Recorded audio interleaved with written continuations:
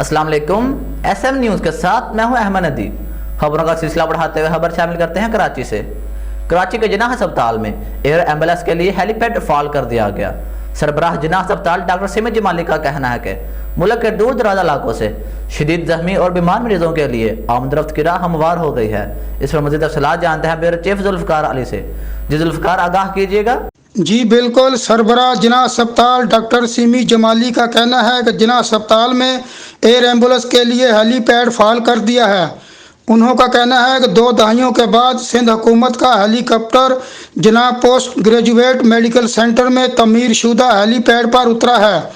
मुल्क के दूर दराज इलाकों से शदीद जख्मी और बीमार मरीजों की आमदोरफ्त की राह हमवार हो गई है। सरकारी और निजी हवाई एम्बुलेंस के ज़रिए मरीज लाए जा सकते हैं। सरबराह जिनाह अस्पताल का मजीद कहना था कि सिविल एविएशन अथॉरिटी लैंडिंग के लिए JPMC को सर्टिफिकेट दे चुके हैं। हेलीकॉप्टर एम्बुलेंस 1990 की दहाई में मरीजों को JPMC में लाती थी। हेलीपैड की हालत ख़राब होने पर तवील अरसे तक हेलीकॉप्टर की परवाज़ें बंद थी। ताहम अब मुल्क के किसी भी इलाके से चंद घंटों में मरीज JPMC लाया जा सकता है। जी बहुत शुक्रिया जुल्फ़िकार, हमें तफसीलात से आगाह करने का।